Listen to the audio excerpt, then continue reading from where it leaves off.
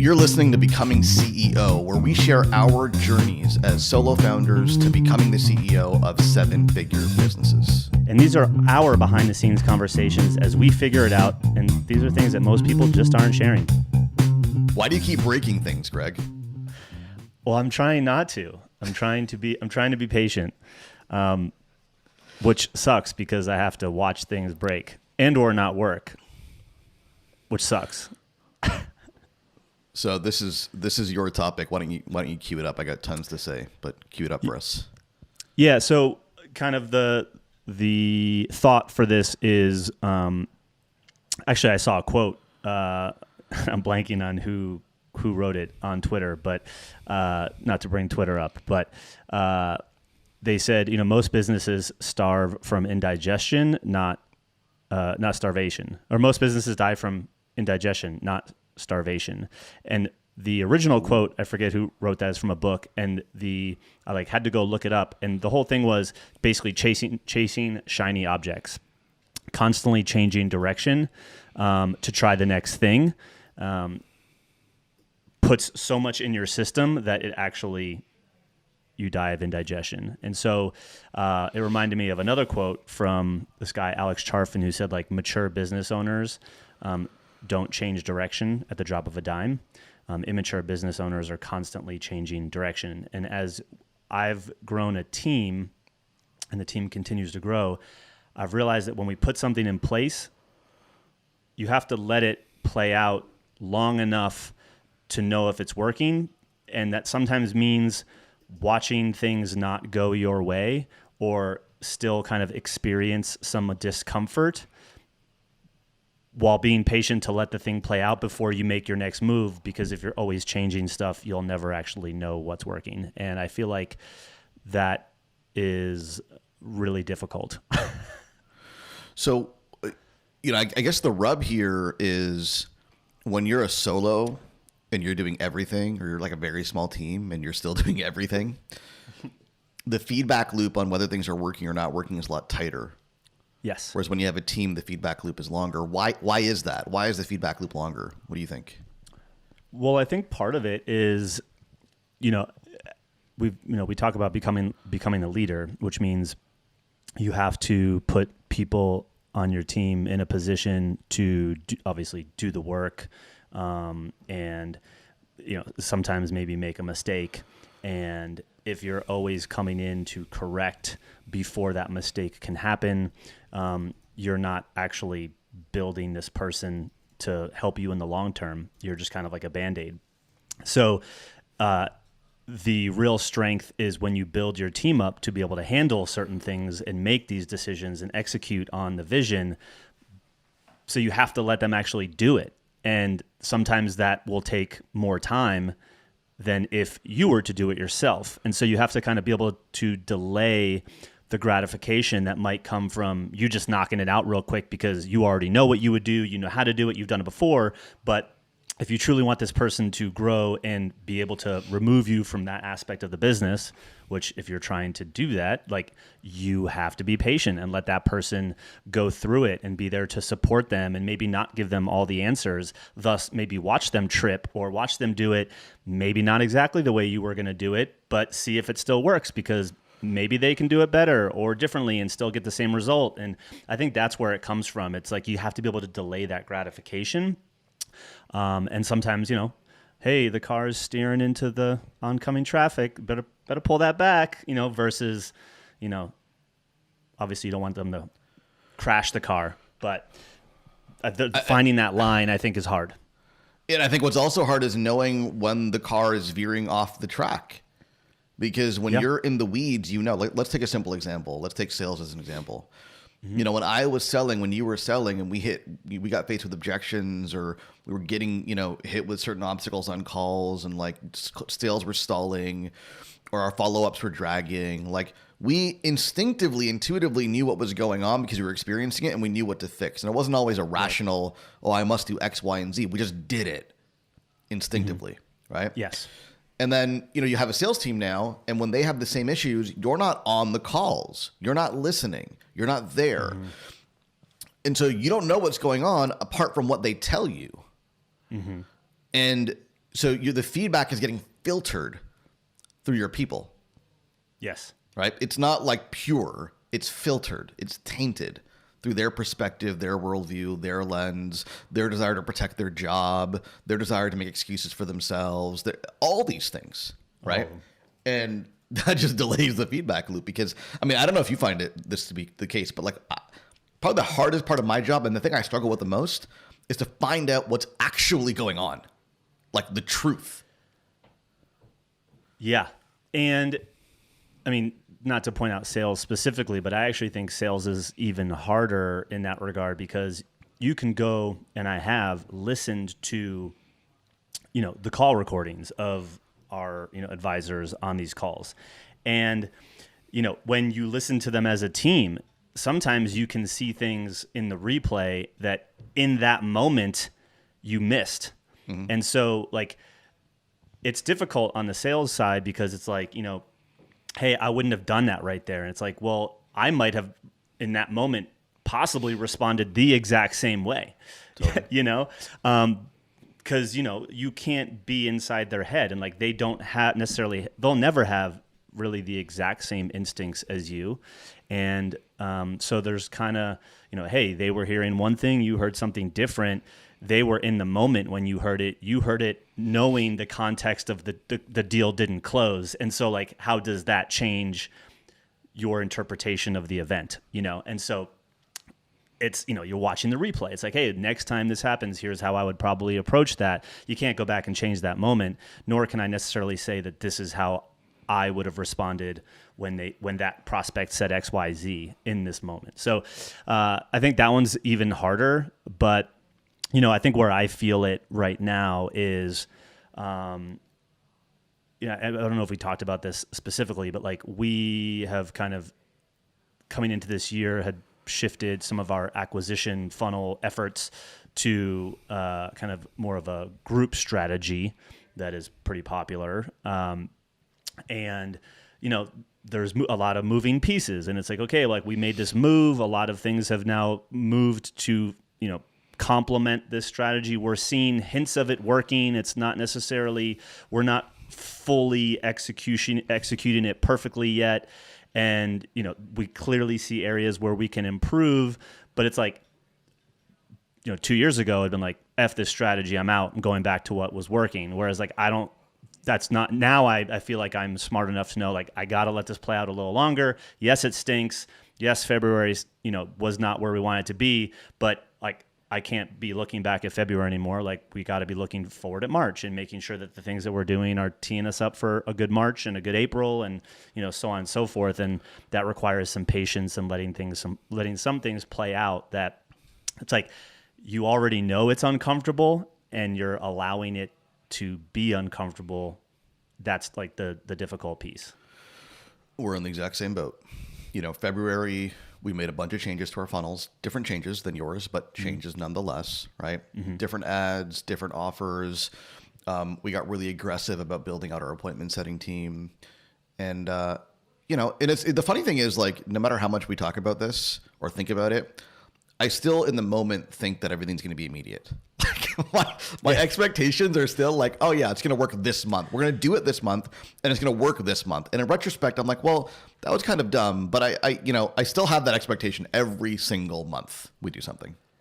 Yeah. It's funny because I now look at it as, especially in regards to this acquisition thing. And, for anyone listening, the word on the street is that a lot of people are experiencing this right now with a lot of the changes with Facebook and blah, blah, blah, blah.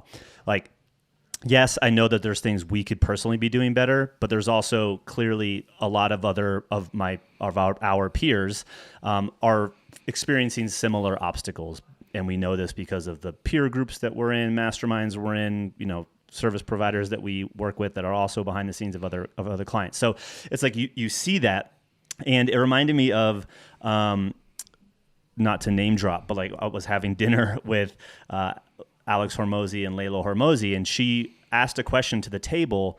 I was like, well, what's the biggest bottleneck that you have right now that we could possibly help you with? And she was speaking to another entrepreneur at this point. And he actually talked about acquisition, ironically, and she made this comment, not word for word, but it's something like, that doesn't sound like a bottleneck. That just sounds like a problem, like that you're always going to have in business. And there are things that are challenges and that are problems that are always no matter what level you're at, are always going to be something that you're working on and something that you're trying to fix. But like, what is the bottleneck? Like, what is the thing that is holding you back from that level, like the next level? She's like, because I can tell you it's likely not just acquisition, like your acquisition costs. She's like, you're probably a crappy leader and you're too involved, or you now need to expand channels and you haven't, you've stayed in one, or like, you know, like there's like bigger picture things, because like, she's like, even when you're over here, you're still going to be trying to solve what you just said. That kind of went into the whole conversation of, when we get to this stage, and, you know, as we've talked about in this show, like, you know, above 1 million, you know, 3, 5, going 10, that we have to focus on patience. But it's like, in that patience, we can easily default to creating problems, or believing something is a problem so that we can go do something. And that often is actually the worst thing that you can do. And she's like, you're just looking for problems to solve, and by going to go fix things that might not need fixing yet because you haven't given anything long enough time to get, you know, to play out, you're actually just creating more problems. Like, it might have not even been a problem in the first place, but now it's going to be because you were impatient. And like, that has really resonated with me a lot, because, you know, we sit here in this moment, it's a Friday, we record on Fridays, I'm going to go mountain biking after this. There's plenty of things that I'm not satisfied with that are not working, but like, we've already put things into motion to resolve them, that me trying to do more to resolve them, like this afternoon, isn't necessarily the best use of my time. Like, we got to let that play out. Dude, that's hard, man. Like, I'm just going to call that out. Like, that's really, really, really hard. Which part? Just all being of it. able to be like, what, like, I think you would just like, you/Layla Hormozi perfectly characterized the challenge of being the CEO, being the leader, being the person at the top, because our inclination and our instinct, because probably what got us here, is to do and to fix. As a problem, I'm going to go fix it. Another problem, I'm going to go fix it. Big problem, small problem, I'm a fixer. That's what we do. That's how we got here. To be able to like hold back on that instinct and be comfortable doing sometimes nothing. Like, not that you're not working, but like not aggressively solving problems because you're giving them time to play out. And to be comfortable, like kind of like watching things play out, because the way any new campaign initiative gets going is it goes up and down and up and down and up and down and up and down. And you should be more concerned about the trend line. Is it generally going up and to the right than about every dip, right? It's like, you know, if you're buying crypto, right? Right? And you're like, you're watching every, you know, it's actually pretty good at metaphor. You know, I saw somebody say on Twitter, like, any crypto that survives until 2050 is going to make you a millionaire. I believe that. Yeah. Like, zoom out 30 years, buy anything, dude. You're going to be a millionaire in 20, 30 years, right?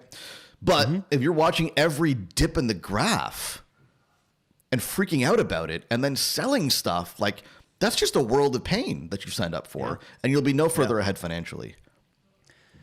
Yeah, and you know, you and I have had personal conversations on like, hey, this is the one thing, the bottleneck, whatever. And she made this comment, and this might have been at dinner or on her podcast or her YouTube channel, I forget. But she's like, you know, you need to, as the leader, the CEO, you need to determine, is this fire in your business right now, is this fire like in the living room, in the children's bedroom, or is it in the dumpster down the alley?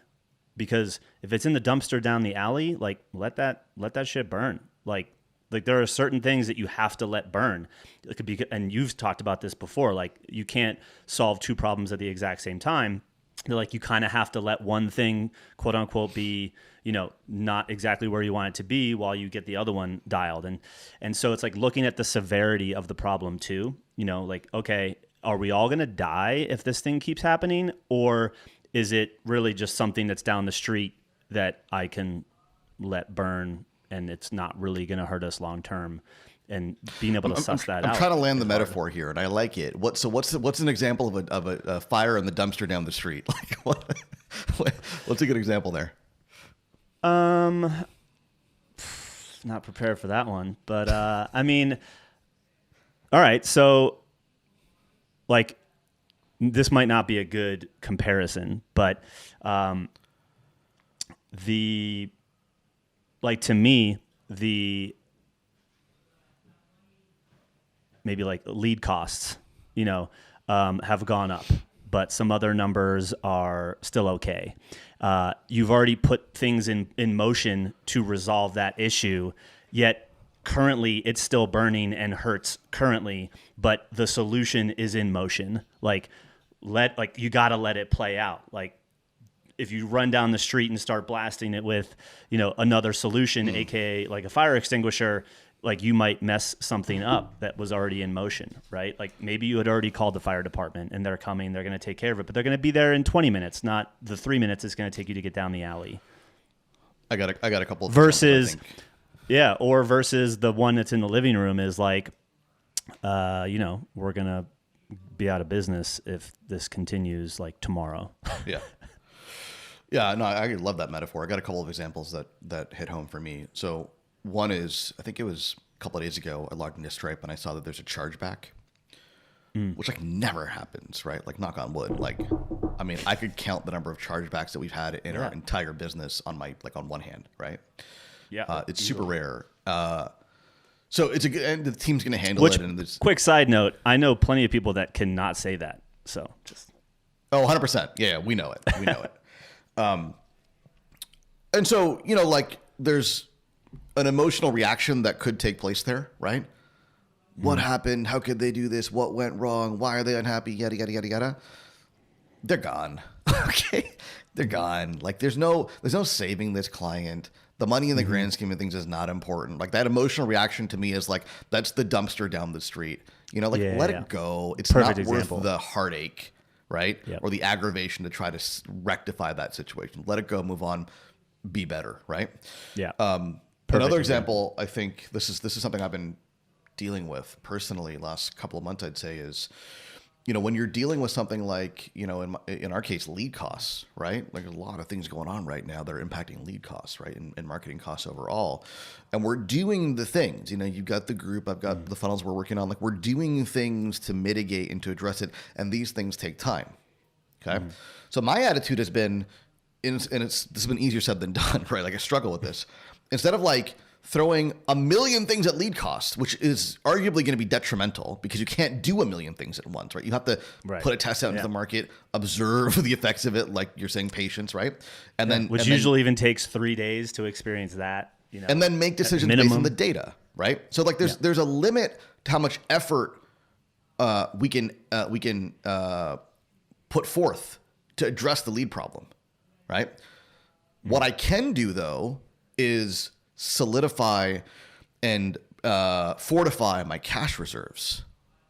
That's something I can do, right? I can make sure I'm well funded. I can make sure we have cash in the bank. I can talk to the banks and shore up lines of credit so that if the fluctuations in lead costs end up being a longer term thing, or if it takes us longer to solve the problem than I think than I thought it would, we're fortified. That's productive.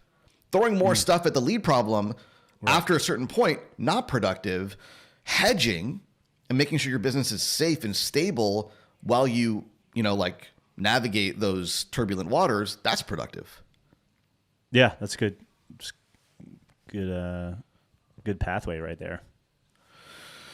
I got another line here I want to take us down, but I think it might be the next episode. I want to talk a little bit about self-awareness, and I'm curious what you have come to learn about yourself that has enabled you to become more patient. But I think we should call that a part 2. Yeah, let's call that a part 2, but let's maybe put a bow on this one. Like, are there, well, I was going to ask, but then you said that. I was going to say, what are some things that you've done to, like, tolerate? And yeah, that's the coming next up episode, next on Becoming CEO. Hit next in your podcast player. All right, so we state the problem, and in the next episode, we're going to talk about what we've been doing to handle this inside of our own businesses. So hopefully you found this helpful. We'll catch you in the next one. Typical marketers, eh? We just agitate the problem and then leave you hanging. Open loop again. Success.